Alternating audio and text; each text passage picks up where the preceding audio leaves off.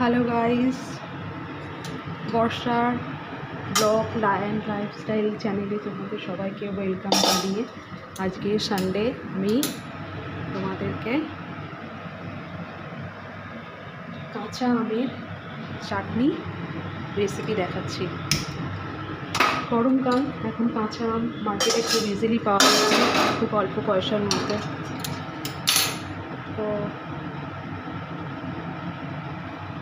এখানে দেখো, আমি 3টে মাঝারি সাইজের কাঁচা আম কেটে রেখেছি। এবার আমি কড়া গরম করতে দিয়েছি, এবারে তেল দেব,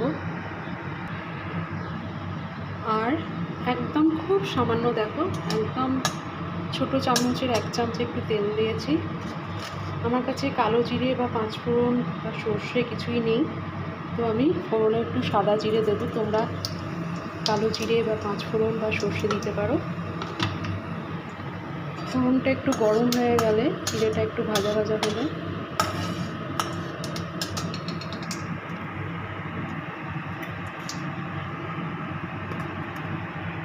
আমি এই কাঁচা আমগুলো কেটে কেটে রেখেছি,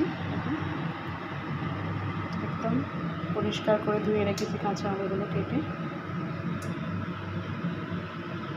এগুলোকে দিয়ে দেবো।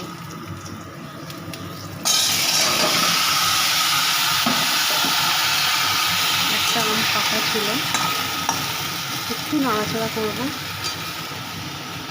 গ্যাসের ফ্লেমটা বাড়িয়ে দেবো এই সময়।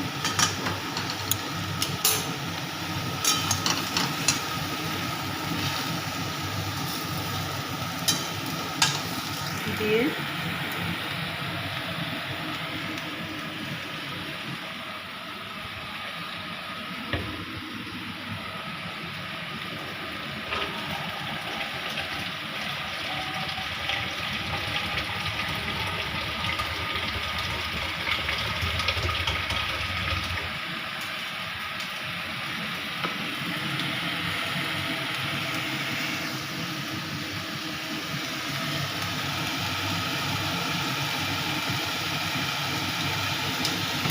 যেহেতু 3টে আম আছে, তো আমি 4 কাপ মতো জল এখানে দিয়েছি। আমটা সেদ্ধ হবে, নুন আর হলুদ দিয়ে আমি আমটাকে একটু সেদ্ধ করে নেব। আমটা সেদ্ধ হোক, নুন হলুদ দেব।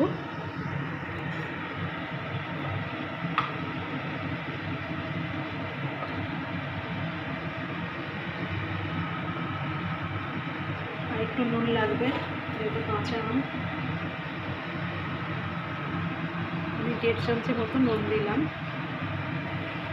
পরে আবার একটু টেস্ট করে নুনের পরিমাণটা দেখতে হবে।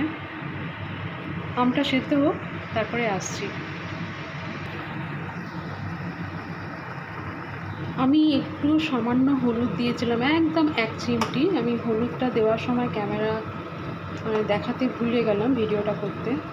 দেখো, আমার আম কিন্তু সেদ্ধ হয়ে গেছে, দেখতে পাচ্ছ? আমার সবকটা আম সেদ্ধ হয়ে গেছে। 2টো মাঝারি সাইজের কাঁচা আম আর একটা অল্প কাঁচা পাকা আম আছে এখানে, টোটাল 3টে আম আছে। এই আমের চাটনি গরমকালে দুপুরবেলা লাঞ্চের পাতে, মানে মাছ মাংস নিরামিষ যাই খাও না কেন, শেষের দিকে যদি একটু এই আমের চাটনি থাকে, পুরো জিভের স্বাদটাই চেঞ্জ হয়ে যায় এবং মন প্রাণ সব জুড়িয়ে যায়, তৃপ্তি হয় আর কি, খাওয়াটা পুরো সাকসেস হয় আর কি। আচ্ছা, এখানে আমি দেখো 150 গ্রাম মতো আমার চিনি আছে। চিনিটা আমি পুরোটাই দিয়ে দেবো, কারণ 3টে কাঁচা আম, আর না লাগবে না এটা। তো এবারে বাকিটা আমি চেখে নিয়ে তারপরে দেবো। এটা এরকমই থাকবে, চিনিটা গলবে, চিনিটা গলে রস হবে, ততক্ষণ আমাদের একটু ওয়েট করতে হবে। দেখো, আমার চাটনি, কাঁচা আমের চাটনি টকবক করে ফুটছে, সব কিছু সেদ্ধ হয়ে গেছে। একটুখানি টেস্ট করে দেখলাম চিনিটা একটু লাগবে, তাই বাটিতে যেটুকু চিনি ছিল সেটাও আমি এখানে দিয়ে দেব।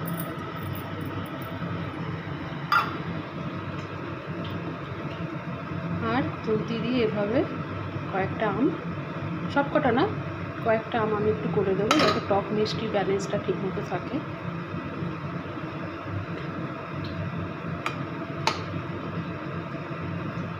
এই চাটনিটা তোমরা একদিন করে ফ্রিজে রেখে খাবে, এবং ফ্রিজে যখন ঠান্ডা করে খাবে পরের দিন দুপুরবেলায় লাঞ্চের সময়, দেখবে কত ভালো লাগবে। চাটনি ফ্রিজে রেখে খাওয়া যায়, আমরা জানি। আচার, চাটনি এগুলো আমরা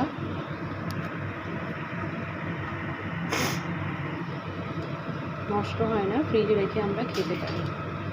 আচারকে রোদে দিতে হয় ঠিক কথা, কিন্তু চাটনি ফ্রিজে রেখে অনেক দিন ধরে খাওয়া যায়। তো এই ভিডিওটা তোমাদের ভালো লাগলে আমার পেজটাকে ফলো করে নিও, ভিডিওটা লাইক, কমেন্ট, শেয়ার একটু করে দিও বন্ধুরা। তাহলে আজকের মতো আসছি, দেখা হবে আবার পরের কোনো নেক্সট ভিডিওতে।